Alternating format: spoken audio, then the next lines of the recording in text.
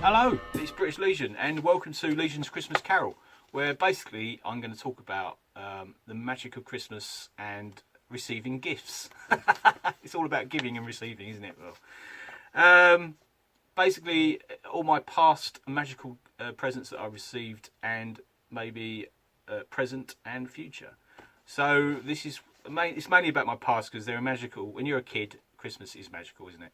As you get older, it gets a bit less, but that's part of getting older, I suppose. In the past, I received some really unbelievable presents, and one of my favourite presents I used to get, because I used to wake up really early in the mornings, like 5 o'clock, 4 o'clock in the morning, which is probably not unusual for young kids up to the age of 16. But yeah, I was terrible. So my mum used to get me. I used to have a stocking at the end of my bed that Father Christmas used to bring. And inside the stocking used to be a Battle, the annual hardback annual comic book, which you can see here, a few editions, which I loved. I used to sit there and read them while I was waiting for everyone else to get up, my sisters and stuff, because I've got 2 sisters, I've got no brothers, so they always used to be pretty good and sleep in a bit longer than me. But then another present I got was. I've got it written down here. A cowboy fort. That was amazing. A wooden cowboy fort that you had to put together with the turrets and stuff, and it had a sort of base camp at the back, and the doors would open up with a little locking bit of wood. Unbelievable. I used to love that.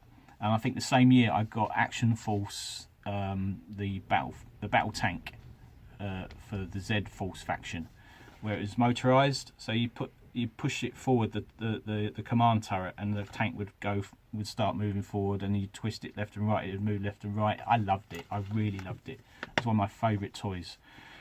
And as I got a bit older, not much older, I got Star Wars The Battle Command game, which was a bit like a cross between Star Wars X-Wing and sort of battleships, where you'd have your ships laid out on the screen, and you'd attack left, right, or bottom, top. And if you hit, it would light up, and if not, it would go and you'd put your commands in, enter, and then pass it to your mate. I think up to 4 people could play, and then their ships would either be safe or be hit. I used to love that game. And another electronic game I used to have was U-Boat. I got for Christmas. That was fantastic. One side was the U-Boat, one side was the destroyer, and you had depth charges, torpedoes. Amazing game. I loved it to bits. This is all before sort of console games that came out. So they were really sort of popular. Then I had games a bit like quirky games, Quickfire. That was all right. I don't think I played with it that much, but it was one of them a memorable present. Shooting up the targets, the 3 targets with the little laser gun. That was fun. And I'll never forget my first quite a good ball game I used to play with my sisters, Ghost Castle. I used to love that. That's fantastic, with all the characters and all the sort of set scenes and the bits and bobs. I can't remember how I played that. It's a long time ago.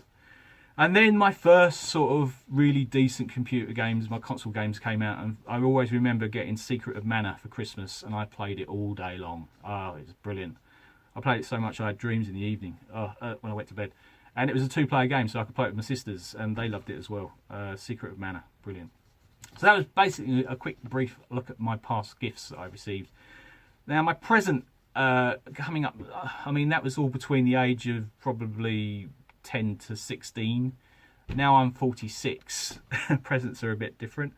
I've been looking at, I've actually, presents. I purchased this the other day. Probably won't get the core game because I think it's a lot of money for what you get in it, but you know what I'm like, I might change my mind. And it's not bad. I think it's got a lot of bad reviews, but I mean, I think they're fantastic. Okay, the figures are a bit brittle. You've got fragile, should I say? But you just got to treat them with a bit of respect. But yeah, for ball game pieces, you've got to be very careful. But yeah, I'm looking forward to getting them painted in the new year or in the next couple of days. Being this is a Friday, a few days before Christmas Eve. So yeah, that's one of my sort of presents. Hopefully, I can't guarantee it, but hopefully, touching wood, we'll get Cruel Seas for Christmas. So that's going to be pretty cool. You can see the boats I did the other I've finished doing this camouflage on this one. I've got to finish that off.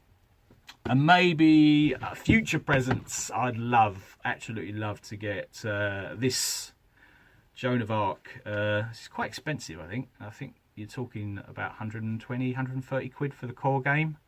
But it's basically the French 100 Years War based on, obviously Joan of Arc, but it's mixed with fantasy and historical. So you can have him taking out werewolves in villages, to fighting dragons, or actually playing sort of a proper battle with English against French. So that would be interesting.